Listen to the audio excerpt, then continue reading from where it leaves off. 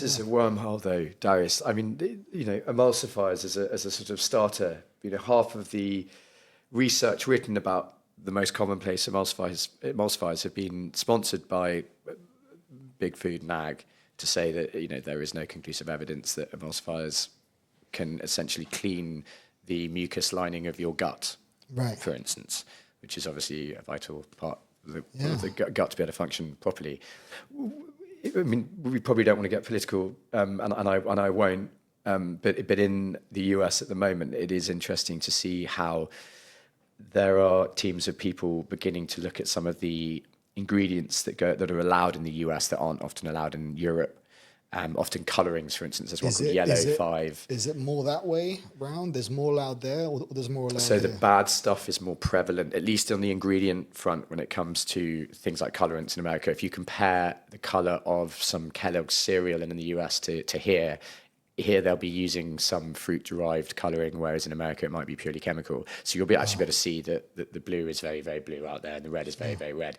But what's interesting is now the lid is being blown on what long-term exposure to those chemicals looks like, and whether they're neuroinhibitors or in any way inhibiting the growth of brain, spinal, physiological function. Or just, Hormones as well. downright cancerous. Yeah. Yeah. Cancer and hormone disruption. I mean, I've been shocked at using that app to see how many things, like also toiletries as well, which, can also be advertised as, oh, this has got mint or, coconut. But then you look at what else it has in it. It focuses on one ingredient, but Yes. And as we, we're, in a sense, we're ideologues in the sense that we're passionate about, a regenerative food system future, whatever that looks like.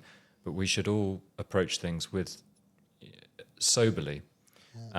So that, the road to hell is paved with good intentions. yeah.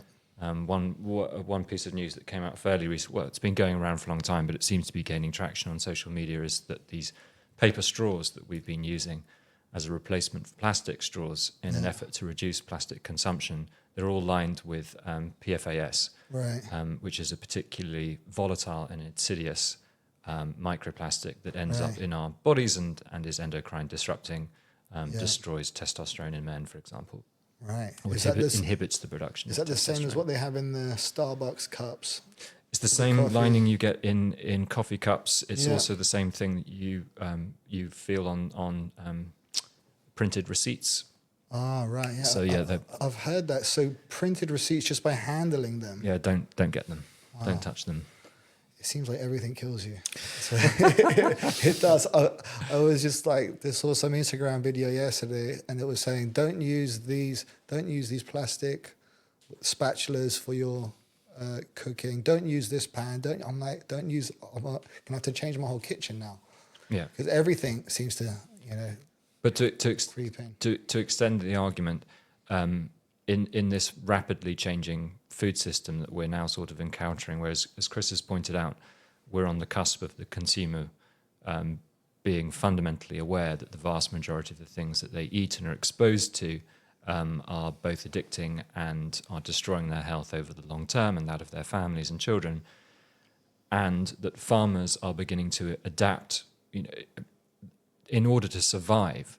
They're beginning to take steps to reduce their dependence on synthetics and adopt some of these regenerative practices out of necessity. Farmers in the UK are adopting cover cropping and reducing tillage out of necessity so that they can actually get out into their fields in springtime and actually plant crops, because it's become so difficult.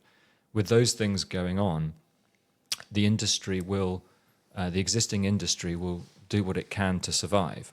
And so the large agricultural input companies are looking for the next glyphosate. They're looking for the next green fertilizer. And, I just throw that out there because there's a lot to play for here. And there's also an awful lot still to lose. And what we're trying to do at Pelican Ag is make smart, intelligent bets on companies that are providing a viable pathway forward, rather than just another symptom-fighting strategy which maintains the status quo.